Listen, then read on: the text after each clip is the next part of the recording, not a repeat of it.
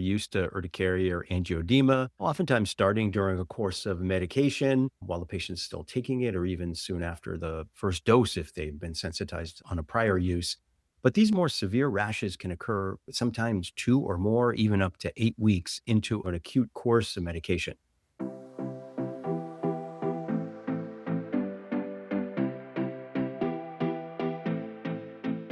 Welcome to the Evidence Based Urgentology podcast from EB Medicine, where urgent care meets evidence. I'm Joe Toscano, Senior Research Editor for Emergency Medicine Practice and a member of the Evidence Based Urgent Care Editorial Board. Hi there, and I'm Tracy Davidoff. I'm Editor-in-Chief of Evidence-Based Urgent Care, and we're practicing urgent care physicians with years of experience, probably too many years of experience, on the front lines.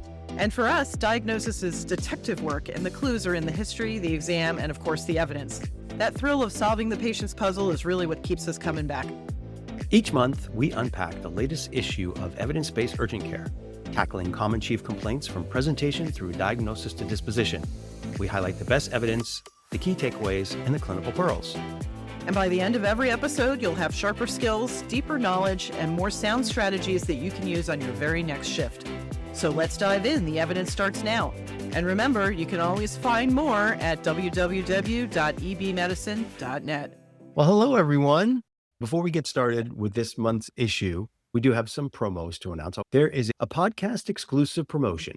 Use the promo code PODCAST, that's PODCAST, to receive 10% off your subscription, plus points and pearls, the year in review 2024 and 2025. This is a $794 value that highlights key clinical insights from the past 2 years. Woohoo! Listen to us, get a deal.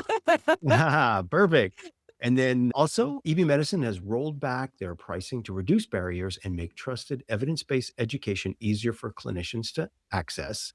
To see the new pricing, visit www.ebmedicine.net/subscribe. Hey, and the one thing we never mention when we talk about these things is that if you're subscribing for yourself and you like our product and you think that, hey, my coworkers could benefit from this, we do corporate accounts and corporate sales as well. You can get your employer to pay for this for everybody. If you think that's something your organization might be interested in, head on over to ebmedicine.net and see if you can get this for everybody, because this is great knowledge for everyone to have. So this month, Joe and I will be reviewing July 2026 of EB Urgent Care, which delved into the identification and treatment of drug exanthems for the urgent care clinician. Guess what? It's not just all exanthemus drug reactions or allergic reactions. There's a lot more to it. Who knew? Well, our authors are all from the Department of Dermatology and the School of Medicine at West Virginia University. We have Associate Professor Dr. Zachary A. Zinn and residents in dermatology, Doctors Rachel T. Kahn and also Josiah Williams. They all cooperated on the authorship. Awesome. So, Joe, would you believe I often call rashes derma dilemma? Because if it's not something that's really obvious that you see all the time, you're scratching your head. You're like, I don't know. What could that be? What does that old adage go that we used to say in the ER? If it's dry, wet it. If it's wet, dry it and put steroids on it unless it's herpes. Yep. We need a little more knowledge than that in urgent care people. We really do. But why does derm seem so hard sometimes? And how should we handle that? We love the derm we already know, but we cringe at the thought of the dermatology we don't know. Like you said, you pick up that rash patient and you're worried as you enter the room that you might not know what it is. And then you see it's poison oak or IV, depending on where you are, or urticaria, and you're almost ready to high five the patient. I think it's at least partly because of most of what we do, we usually piece together a differential from the history and exam. And with derm, yeah, the history is important, but so much of the diagnosis comes from that pattern recognition of the rash itself. And if you haven't seen a lot of rashes or pictures of rashes, it can be tough. And if they're rare rashes, it's even tougher. The other thing that I want to mention too is that different rashes look different on different people. So Yeah. you may have seen the same rash 100 times on whatever demographics are in your area. But the Mhm. minute somebody walks in with a skin tone that you're not used to, maybe a real dark skin or maybe someone who's Asian, all of a sudden that rash doesn't look as different as you thought it did. So I think that contributes to our difficulty in identifying stuff a lot too. I imagine in Florida, you got sunburned people with a rash and tan people with a rash. Yeah. What's been useful to me through the years is to think of rashes in categories or groupings. You got skin trauma, lacerations, crush injuries, and all that kind of stuff. You got individual lesions like actinic keratosis, dermatofibromas, moles, and skin cancer. You've got contact reactions or contact dermatitis. Something comes in contact with the skin and it elicits the eruption. Also, the chronic rashes like seborrhea, psoriasis, atopic dermatitis that you may be either diagnosing for the first time or maybe a flare up that walks in. There are rashes associated with chronic non-derm conditions like lupus and RA. Then we have all of our bacterial, viral, fungal, and parasitic infections of the skin like cellulitis, folliculitis, primary herpes, secondary herpes, tinea, candida, and scabies. And then there's a skin rash that's in response to a bodily infection, like where the skin is the window to what's going on inside. That's the viral exanthems, really not caused by the virus infecting the skin, but by the internal immune response. And then also viruses that are dormant that can come back out. So that's like shingles and other herpes viruses. And then other inflammatory changes that can be due to infection or the immune response to infection, like staph scalded skin, but also SBE, endocarditis, and RMSF. I like to think of syphilis. I don't like to think of syphilis, but I like to think of syphilis when you're thinking about skin and infection. You have your primary infection, right? The treponeme on the skin, and you see what direct skin infection looks like. Then it gets inside. And secondary syphilis, if it's untreated, it's the immune response to that circulating infection that causes that secondary. And then the tertiary is when the bacteria come back out and emerge back in the skin as gummas. Apart from the drug reactions, which we'll talk about in a minute, and which was the subject of the article, that's really it. And we know all of those things, right? Maybe some of them we don't see as commonly, like a lupus or an RA rash. But if you categorize it, it makes it a little bit easier to manage. At least it does for me. So the issue talks about drug reactions, and this is another grouping. And in this category, we have urticaria. We love urticaria. We know what it looks like. It's really common. We know how to make it go away. Angioedema, which is really similar pathophysiology, but at a deeper level of the skin, deeper level of tissue. So it doesn't look the same, but has a characteristic appearance that we feel comfortable with because we see it often enough. Then you mentioned the erythematous drug reaction, which I've always called the morbilliform drug reaction because it looks like measles. I think that's an alternate name. Then you got erythema multiforme and erythema nodosum. The fixed drug eruption, which I've only seen a few times and is very weird, where a person gets this single or whatever lesions that they get very reproducibly and in the same body area in response to a medicine. So it does take that second time for the same thing to happen to know that that's what it is. And then the thing we really need to be careful of are these severe cutaneous adverse reactions. I think when I was reading the piece, those were the things that I focused on the most. Those are the things we hardly ever see and that we really need to know. So like Stevens-Johnson, toxic epidermal necrolysis, which you can think of together. They exist in a spectrum. DIHS, which is drug-induced hypersensitivity syndrome, which used to be DRESS, right? Drug reaction with eosinophilia and systemic symptoms. You have AGEP, which is a pustulosis type thing, and then RIME, which is reactive infectious mucocutaneous exanthem, which is not a drug reaction, but the authors mention it because it's in the differential. It occurs with mycoplasma and herpes viruses. It also brings up the fact that some of these rashes, like EM, Stevens-Johnson, and urticaria, in addition to being from medications, can also be from infections. So the whole thing can get kind of confusing. The more severe reactions are not common at all, and they differ from each other. And the more common things like urticaria and EM, because they have certain features. And I think this is where we got to put our urgent care hat on. Think about red flags, know what the red flags are, and that's what we need to be looking for. We don't necessarily need to know what AGEP or IRME or DIHS is exactly. But once we start to see those red flags, we can go and look it up, or at least know that this person's going to need care beyond urgent care. I remember seeing a few Stephen Johnsons and toxic epidermal necrolysis TEN in the ED, but Mhm. maybe I've only seen one in urgent care, maybe two. Some of these present really severe, and I'm wondering if a lot Yeah. of people will self-select for the Mhm. ED because they know that they're sick. They have that Right. gestalt feeling that they're sick or their skin is falling off of them. I think I would go to the ED if that was happening to me. So maybe that's part of why we see them rarely, but that doesn't mean they're any less important for us to be able to recognize. Yeah, I agree. What are some of those red flags that we need to think about? Oh, yes, absolutely. Red flags. Every time I review one of these articles, don't I see some walk in the door in my urgent care? And I actually saw two that ended up being on this continuum between exanthemus drug reaction and Stevens Johnson, one of which just had some eosinophilic DIHS type thing and wasn't terribly sick. The other one kind of got lost to follow up, so I'm not quite sure what ended up happening to her, but really interesting. Both, I had to ask them about medications because if I hadn't have asked, they wouldn't have told me. Yeah. And if I hadn't have read this article, I wouldn't Mhm. have thought to ask. I'd be sitting there scratching my head going, what is this rash? I have no idea what this rash is. But you won't know unless you ask. So if you're scratching your head over a rash and you think it might be something on this continuum, you really got to dig in, delve in to try and get some of that history so you can get those red flags and figure out what's going on. But this makes it really easy the way it's broken down. Most rashes, they're a little annoying. They itch a little bit. They're not life threatening. Maybe they've tried some over the counter stuff, but they're not terribly concerned about it. They just want it gone because it's cosmetically unappealing or it's annoying. These illnesses, the bad ones, they're more than that. There might Mhm. be some unusual skin changes, most importantly, pain or tenderness. Like, how often do you see a rash that hurts? Not very often unless it's shingles, right? Mhm. Shingles or plain old herpes. But this is a big one. So if you see somebody with a rash that's kind of widespread or more than you would expect a herpes outbreak to be, and you're looking at it and you're like, why do they hurt? Definitely Mhm. think of something more serious like these things. Yep. The other one, like Stevens-Johnson and the toxic epidermal necrolysis, TEN, your skin is literally going to peel off of your body. That is called Nikolsky's sign. So if you're concerned that maybe it's just not happening yet, you can take your thumb and just give it a little rub. And what will happen is you'll actually cause almost a blistering where the top layer of the epidermis will just peel off under your thumb. So if you see that, that is definitely a big red flag. And that's something that you should delve into further. And involvement in just the skin itself. Most simple rashes, even if they're not on this continuum of drug rashes, they are just the skin itself. They don't have any other involvement other than the epidermis. So if you see a mucosal involvement, particularly erosions, big old blisters and epidermis falling off of the skin, it's all over their tongue or their soft palate. They can't eat or drink. They're in the mucous membranes, maybe in their genitals or in their eyes. Mhm. That definitely means something bad there. And you should look into that a little more further. This should be your indication that this is a more serious rash than what it may initially be appearing to be. Also, other things like fever, facial swelling, joint swelling, angioedema of the face, more subtle than what we would expect with an acute allergic reaction. Lymphadenopathy, you see Mhm. that with a rash. You might think that, hey, this is going a little deeper than just the skin here.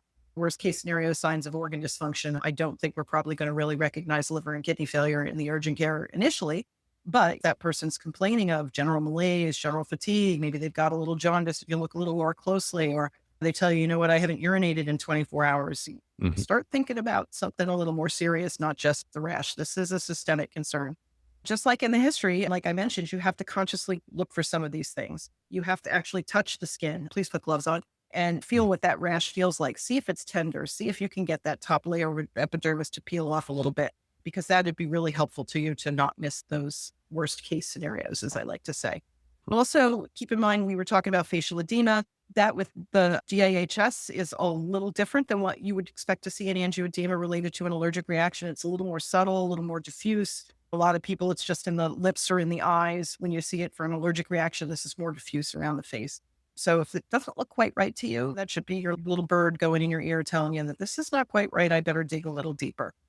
They do talk about something called the Regiscore in the issue.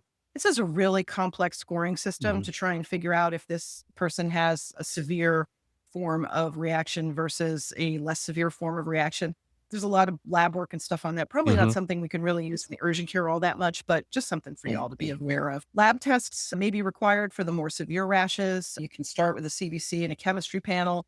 Occasionally, you might need to do a biopsy. I don't think there's a lot of urgent cares doing biopsy, but if you're an overlap family practice clinic or something like that, you might. So for urgent care, we really kind of have to rely on our H&P to give us those red flags and decide if we need to escalate care. All right, Joe. So what about the onset of these rashes? How does that differ from other rashes? So, yeah, it is a little bit different. We're used to urticaria or angioedema, oftentimes starting during an acute course of medication while the patient's still taking it, or even soon after the first dose if they've been sensitized on a prior use. But these more severe rashes can occur sometimes 2 or more, even up to 8 weeks into a course of medication. Also, though they can occur with antibiotics, many of these occur with more chronically taken meds, which is what you would expect. So you might have to back up for your med history to something that somebody started a couple of months ago if you're suspecting the med is the cause in one of these kind of unusual situations. It could be tricky. So you need to go back farther in time. In addition, I think in terms of onset, when we're talking about these more severe reactions, it's good to have in our mind there's certain medicines that it happens more commonly with. Trace, can you review those? Yeah. And the one comment that you made about how it may be something that they're taking chronically, Mhm. that's really true. A lot of times when I start going over the med history and I'm trying to entertain what I think might be causing the skin reaction, the patient's response to that would be, well, no, I've been on that for years. I find that a lot when I start talking about angioedema from ACE inhibitors. They're like, it can't possibly be that. I've been taking it for 5 years. It can be that. Even if it's something that they've been on or they've taken for a period of time, it can still be the cause. Don't discount that just because of the length of time. So, there are some common ones. Looking especially at the Stevens-Johnson TEN anticonvulsants like the lamotrigine, the carbamazepine, and the phenytoin. Those are pretty common. We don't see a lot of people on phenytoin anymore chronically for seizures, but I worked in the ED, yes, a million years ago. That was one we used to see commonly when people were having some sort of a skin Hmm. reaction from that. So think about that. Some people that have tried everything there is for their seizures, or someone that sees a neurologist that might be a little bit old school, they might be on that drug. So make sure you ask about that. Antibiotics, sulfonamides here are the big one. Where I live in the South, we don't use a whole lot of sulfa because our bugs are pretty resistant to it at this point. Up north, it's a little more common to be used, but we hardly ever use it at all. So consequently, I don't hardly ever see any reactions to it. But, that's a big one. I think the few Stevens Johnsons that I've seen were all from Hmm. sulfa. Beta lactams can also do this, so don't discount your amoxicillin and your amoxiclav. Allopurinol, that's another one. Gout is commonly seen in urgent care. We see people on allopurinol, so that's a possibility. Then there's NSAIDs. The article made the distinction that the oxycams, like meloxicam, is more common to see that in, but it really can be any NSAID. Fortunately, naproxen and the ibuprofen and aspirin are a little less common than that, but think about it if the patient's on meloxicam.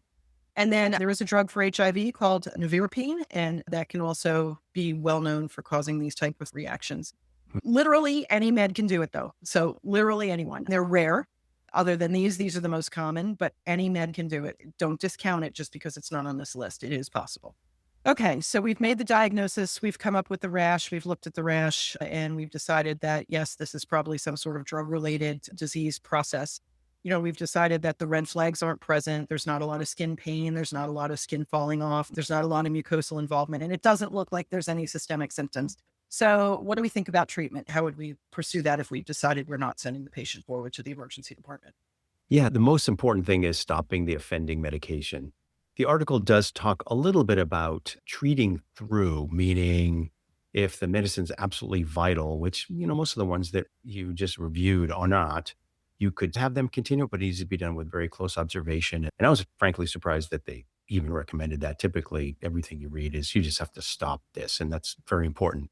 It's also important to understand that people may not get immediately better. The rash may progress for a few days after stopping. So don't have that be a fake out. If it really seemed the right diagnosis was made, you stop the medicine, then they get a little bit worse over a couple of days. That's not incompatible with the diagnosis. In terms of treatment, skin can only do a couple things. It can hurt and it can itch. Histamine is a potent stimulus for itching, but pruritus can occur with a lot of different rashes, even if there's not histamine involved in the pathophysiology. But antihistamines can help Right. with the itchy sensation. So they can be useful in these cases when the patient's bothered by pruritus. Then we know we should be using second or even third generation antihistamines, just not those first generations like diphenhydramine and chlorpheniramine because of the sedation and other side effects related to them. Think of the later generation ones. A lot of them have longer half-lives too, which makes them a little bit nicer to use. And interestingly, many of them were marketed at lower doses than people could actually take to reduce the sedation effects even more. But we do know that all of those antihistamines can be dosed up to 4 times their usual dose, and they have increasing potency with that. So you don't necessarily have to jump right to 4 times, but you can have a person double or triple their dose if the usual dose isn't helping with the pruritus, and that's a little trick that's pretty safe to do. Topical steroids are mentioned as an option for pruritus as well. And though they're often prescribed for severe reactions, the true benefit of systemic corticosteroids for these rashes is really not that well proven. There's increasing evidence that they do not affect the natural history of urticaria and angioedema, which we deal with all the time, though we tend to prescribe them sometimes for the latter if the airway is involved or the lips or the tongue, that kind of thing. So we probably shouldn't be prescribing steroids for patients with drug reactions unless they're failing antihistamines. And finally, burn center treatment is part of the treatment of these patients who have severe desquamation, because basically, if it's not peeling off with the Kolsky sign at some point, it's going to slough. And they require burn level treatment if large body surface areas are involved. Similar to burn center criteria, you can kind of decide if it's a certain percentage or certain locations in the body, then a burn center referral would be part of their treatment. Yeah, and the other thing I just kind of wanted to mention is oral lesions. If a patient has severe oral lesions, please ask if they can eat and drink okay, Yeah, especially kids, good because point. they may not share that with you. If they're having a lot of pain or they're having difficulty eating or drinking, you may have to transfer just on the grounds of hydration because they may not be able to keep themselves hydrated well enough if they're having that kind of trouble. Good point. Let's summarize the urgent care approach. When I read through this the first 3 times, I thought, oh my God, this is so complicated. This is so hard. How are our readers going to remember all this stuff? But you know what? You can really nail it down to the Hmm. history elements, the red flags, and the worst case scenario. Anybody who knows me knows that's my mantra. I think about every single diagnosis and chief complaint this way, and it works here too. So Yep. you got to get yourself a good history to really understand what's going on. You got to ask all about systemic symptoms. You got to ask all about their medications, their previous medical problems, anything they might have been exposed to. And you got to do a good skin exam. Just looking at their arms and their face is not good enough. Make them take their shirt off, make them Mhm. pull their pants up, something. Look at as much of the skin as you possibly can. And you're looking for all those red flag features that are going to point you at that worst case scenario if it's there. Also, go beyond the skin exam. Make sure you look in their mouth. Make sure you look in their ears. Make sure you look for those lymph nodes. Also, if you suspect some organ involvement, I alluded to it before, maybe you're seeing a little bit of jaundice. Maybe they got some nausea, vomiting, or some diarrhea. Maybe they're telling you about some urinary symptoms. Hey, my urine's really dark. That's going to really point you into there might be something more serious going on here. If you can, get some labs if you think it's indicated, or if you think the patient is severe and will need more of a workup than you're capable of providing, you got to get that patient to the hospital to figure it all out. I always say when I send people to the ED, you need somebody smarter than me. And it's not necessarily that you're smarter than me. You just have more resources than I do. And it's much safer to have more information in these cases than it is to have less. Obviously, anybody that's really sick appearing, and some of them can be, you're going to definitely send that patient to the ED, but also consider other referral indications at earlier stages in the process. These are chronic conditions. People do not get their rash gone away in a day. Some of these take weeks for these things to Mhm. go away. So consider referring them back to the PCP, obviously, but also to a dermatologist if you have that ability. And then that way the patients won't come back week after week looking for more dose packs. Please don't give dose packs. But at any rate, Yeah. make sure that the patient knows they're in it for the long haul. This is not something that's going to get better with one cetirizine. And you've got to stop the offending drug. It's so important. You wouldn't tell the patient to go back out and roll in the poison ivy after they have poison ivy, right? So Right. please don't tell them to continue taking the medication that you think is the offending drug. And if it's something that they can't or shouldn't be stopping, please just say, I think you should stop it, but please contact your prescriber to get further direction and further information about how you should proceed if you shouldn't be taking this medication. Joe, some final thoughts from your end? Actually, I will in 1 second. I love your point about taking the shirt off. We had a recent Stevens Johnson diagnosis in the ED. Actually, the third revisit was when the final diagnosis was made. The patient Wow. had some stomatitis and kind of an erythematous rash. And on the third visit, he had the patient disrobe and they had spontaneously Nikolski'd their upper back from sitting on a chair. Basically, the skin was normal there, and there was all this peeling of skin through their shirt from them sitting. They didn't even actually realize it. When they took the shirt off, that's when the ED doc said, "Whoa, wait a minute. That's the Kolsky sign." Yeah. So you Wow. gotta look everywhere and touch too, even if you suspect it. And the Yeah. stomatitis, I think, was a giveaway in this, and the patient was about 2 months into starting allopurinol. So all the Oh, pieces wow. were there. For my kind of high points, I'd say this topic is highly visual. You do need to have that book knowledge about the red flags and the basic construct in your mind about this. But these are uncommon. We have to look at pictures, photos like the ones in the issue, hint, hint, but like others online to refresh your memory. This is a really good point about regular learning anyway. Yeah, we can go to AI or other sources to get answers, but for things that we don't see very often, it's nice to be occasionally reminded about them. And when you subscribe to something where every month you're reading, sometimes it's a common thing with new wrinkles, or you need to get a little deeper knowledge of something we see every day, or something uncommon. And that's what I actually really like about evidence based urgent care. It's kind of a mixture of that, where you're reminded of things that are not very common. And then your bread and butter, you get down deep. Anyway, make sure you're looking at lots of pictures about this. And then it's a good idea to get a med history on any patient with a new rash and to keep that list of common offending meds in your mind somewhere in there. And there are actually some mnemonics that I saw about this. You can make up your own. They're all different and they all have overlapping things. So it just depends on what's easier for you to remember. This is important because we talked about the fact that these or similar rashes may be due to infections or causes other than med reactions. So if the patient's not taking any of these medicines, it's not going to be the issue, although some of these rashes can occur with infections. But if they are and their symptoms just recently started, you really need to consider that they may be in an early stage of one of the more severe reactions when they have that mild presentation. And then you've got to have the patient stop the med. So for example, if you have someone who has a rash, a fever, some sores in their mouth, and they're only on meds for blood pressure, it's different than if someone with that same combination just started allopurinol 3 weeks ago. Trace, was there something in the issue that you didn't know? I wouldn't say something I didn't know because all of this stuff was in the recesses of my brain somewhere at some point. Yeah. But I've gotten a little soft on this kind of stuff. The more serious ones I used to see when I worked in the ED, we don't see a whole lot of it in urgent care. So I think some of it has escaped my mind. But the one thing that really struck home for me that I'm now going to look for a little more is the skin pain. Because people all experience things differently, but that's something that you don't hear a whole lot of, that my rash hurts. And I think when I start looking at my skin hurts, I'm going to start thinking a little bit more to start delving into maybe this is not just a simple drug rash. Maybe this is something a little more complicated that I need to look into. So that was something that I knew, but it was something that had been so far back in the recesses of my mind that it brought it back to the forefront. What about you? Yeah, no, great point. You brought up shingles and herpes viruses in general being painful. I always think of neck fash and then one of these weirder rashes, kind of where there's just more profound inflammation involved. I think I'm just becoming increasingly convinced that steroids aren't that good for much. The paper really said there's not a lot of evidence that they help you in these severe reactions. You have somebody who's really sick, but they might even make people worse. And without good double-blind placebo-controlled studies, which are hard to do in these rare conditions, we don't know.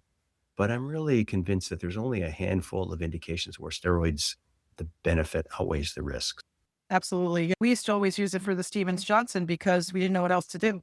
Because there really is no other treatment for it. It's an immune-mediated thing. Prednisone is an immune mediator. It'll shut off some immune response. So let's do it. But there's really no proof that it actually works. And I think one of the up-and-coming things now is they're talking about using Imuran and other sort of more heavy-hitter immunosuppressants rather than the prednisone for some of these things. But just as a fun aside, I typed into one of the most common medical AI programs, what are the indications for a methylprednisolone? Guess what AI said the uses for that were? Nothing. Nothing.